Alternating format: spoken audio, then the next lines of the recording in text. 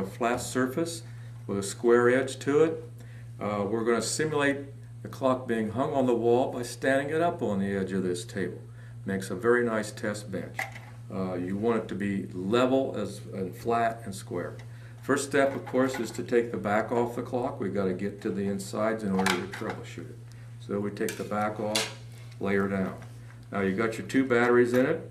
You should have new batteries to do this troubleshooting. If your batteries are old, we found we get about 9 months of life on a set of new batteries. So if you're approaching that age, the first thing you want to do is change your batteries, because that most likely is your problem. But if your battery is only 1 or 2 months, I don't believe it's your battery. Something is going on with the clock. So have it in there. You first what I'd want to have you do is test these batteries to make sure they're tight. Loose batteries will cause an animation issue, cause it stop wagging, cause loss of current flow. The timepiece will keep running because it takes a trickle charge for the time. But the animation takes good strong batteries. So don't be fooled by the fact that the timepiece still works, but the animation does not. Alright, the test for loose batteries is just to lay the clock over to the floor. As I'm doing here, just lay it over, hold your hand under them. If they stay in, they're tight.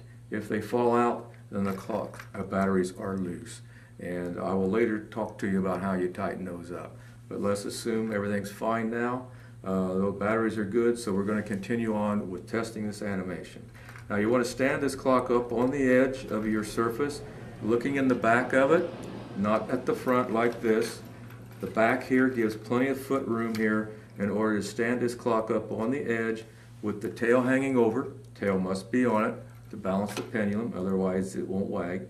And move it back just enough so that tail is not hitting the edge. Hold it firmly. Do not let go, it'll fall. You don't want that to happen. The clock will hit the floor and could break some of it. Anyway, it's now in a position like on the wall, and you can test it just by pushing the tail to start it wagging and see if it will. Well, obviously, mine is operating probably like yours. It doesn't. All right, that tells us something when you know about our clock, that the way it works is powered by a magnetic field. The magnet is right here in this square box above where the tail attaches. The first thing to suspect though on an animation issue is the eyes, because the eyes have to be virtually friction free.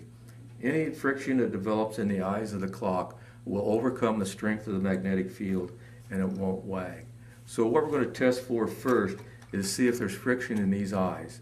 And the way you start that is I want you to disconnect these eye stems as you see them up here from the pendulum itself.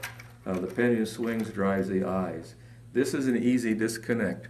You'll see how the center of each eye, this long needle stem, little white stem coming out, goes through a black slot on top of the pendulum.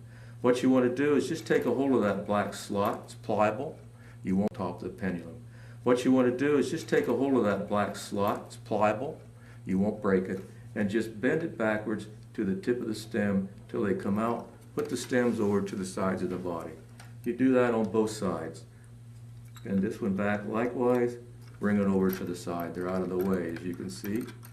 Now, we continue with our testing here, and you can see already this clock wants to wag its tail now. That tells us that these eyes, in this particular case, have excessive friction that's stopping the animation. Now, what could cause that?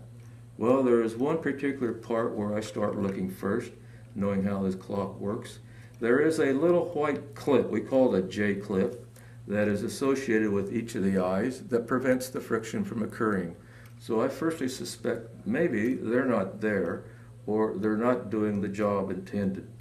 And so where you're going to find those, I'm going to stop this and pull this over as far. The bottom of the eyeball connects into this blue case on a little flat shelf that sticks out here. And on the front of this shelf should be a white piece of plastic, a little white clip wrapped around the front of that shelf. All I see now is a notch there, and that's where that clip should be. It tells me that clip is missing. If I look at the other side, I see the same thing. On that side, my clips are missing out of this clock, which is preventing it from wagging. What I got to do is either find those clips, maybe they fell out, or contact us for new ones. They are $1.50. They're a replaceable part. You get those in your clock, and most likely your clock is going to be wagging its tail again and the eyes rolling as you intend. Now I happen to have a couple of clips with me here that I just brought along in this case, and this is what they look like. We call them a J clip because, as you can see, they're in the shape of a J. Hopefully I'm holding that the right way. It has a wide part to it on the bottom and a very narrow part on top. Now the way you're going to put those in here is the wide part goes underneath this shelf and the narrow part on top. Imagine this as a paper clip that you're just pushing over the edge of this shelf. Now I'm going to have to get in here with my fingers, which you'll have to do also, to push that clip on there. Now it may be a little difficult to go on, but I've found if I'll angle that clip up a little bit and push, it will snap on there just like you heard it do. And the clip must also seat fully into that notch where the clip is smooth with the front of the shelf. It's inserted correctly. If you don't get it in all the way, it's still producing friction and the animation will not work. So let's put the other one in. You're done. There we go. You heard it pop. Alright, now the next step is to go ahead with proving that that solved our trouble. What we want to do is only hook up one eye at a time. This way, if one of these eyes is still causing trouble, we can isolate that eye as being still the source of the animation issue. So I'm going to insert my eye stem back through the slot of the pendulum. You'll notice, I'm sure you've already noticed, we've got two slots up there. You want to use the inside slot for each eye stem. That's the appropriate place for them to be. So we'll have one eye connected up now. This clock took off right away, yours may not, so give the tail a push to see if it now wags. And it does. So far so good. Alright, let's connect up the other eye. Put the other eye stem through its inside slot there. Start it wagging.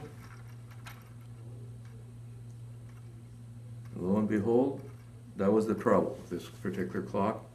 And we've solved our trouble. Now you can just put the back on it again, go hang it up on your wall and enjoy it.